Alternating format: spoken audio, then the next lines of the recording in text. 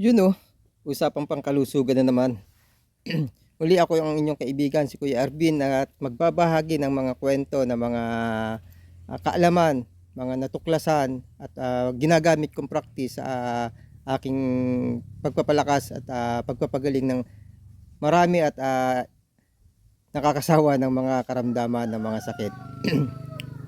Yun, tulad ng isang sa mga napanood kong video ni Doc Willie Ong. Ang isang tao na may sakit, hindi lang iisa. Ano? Maraming sakit ang isang tao.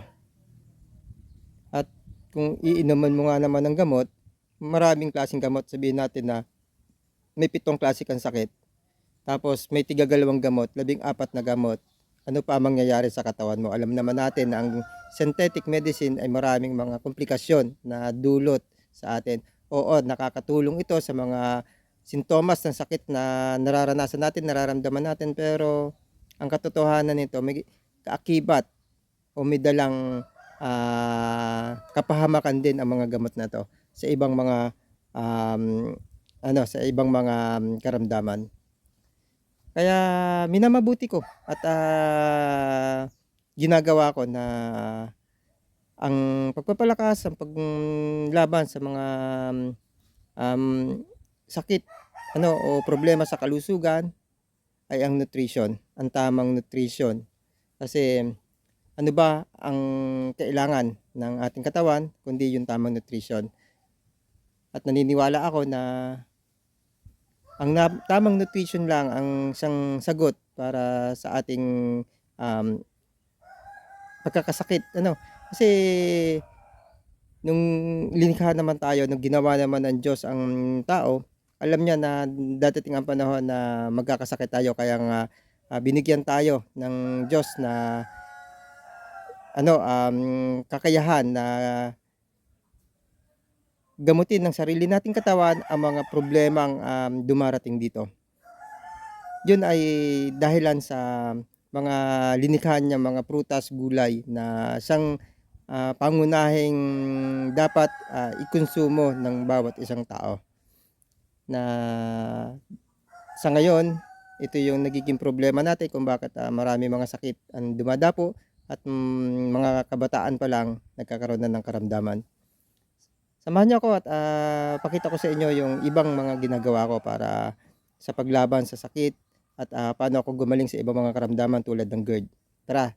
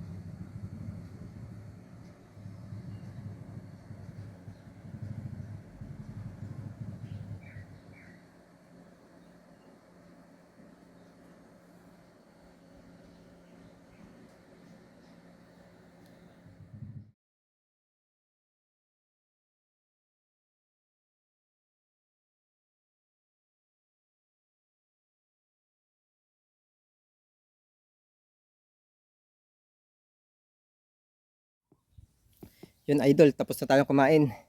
Nakita nyo naman yung prepare kong pagkain. Medyo malimit dati, ganun yung ginagawa ko, pero hindi madala. Yung hindi araw-araw, syempre yung pagpiprepare medyo mahirap kasi ang dami. Kung lulutuin mo kasi yon, isa lang.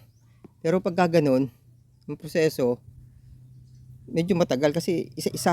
Pero meron akong lutuan, yung ditaklob na parang kawali siya. Pwede siyang pagsabay-sabayin.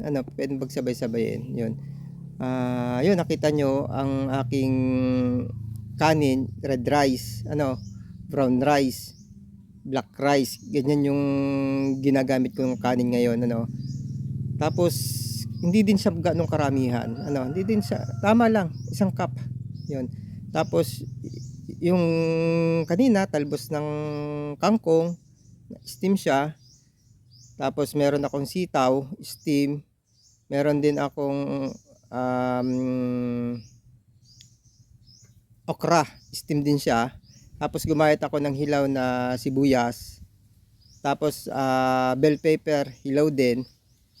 Tapos ang soup ko, moringa soup. Yung hinimay kong kanina, moringa. Yun yung kinain ko. Yung steaman ko pala noong mga gulay, yun yung lagaan ng manok. Ganun lang kalaking manok. Yun lang yung preparation. Once a week, pwede tayong magkarne. Anything na karne. Anything na karne. Kasi may benepisyo din yan.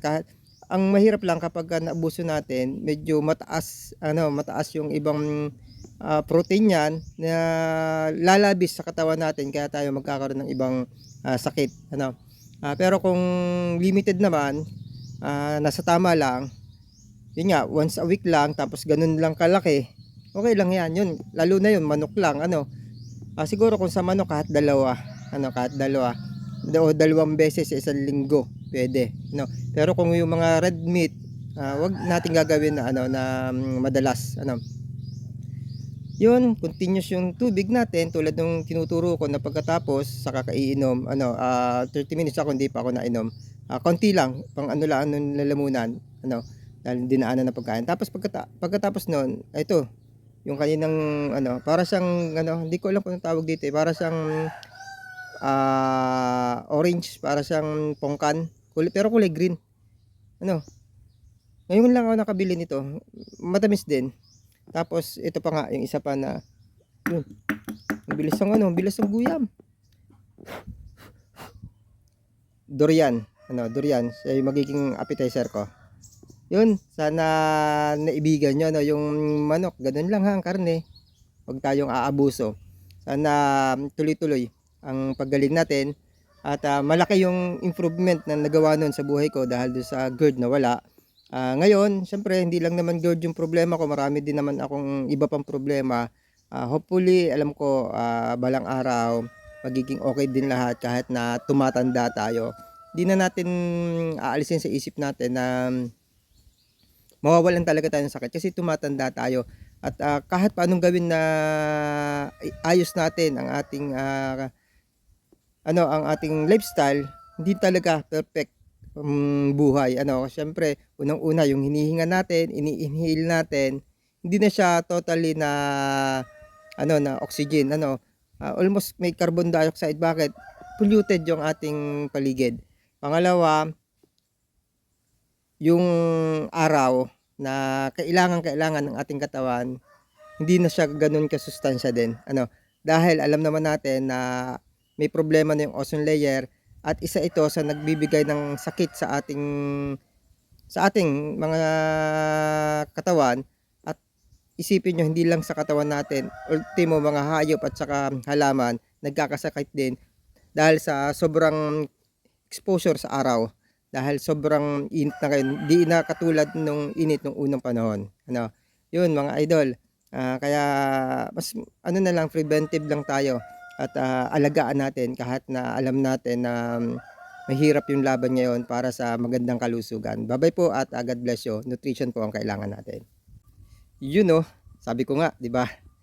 Yun naman yung tamang paraan para gumaling tayo. Hindi naman talaga sa totoo lang yung gamot. Kung malakas ang resistensya natin, hindi natin kakailanganin yung gamot. Yung gamot kasi, pantanggal yan sa mga nararamdaman natin, hindi sa sakit.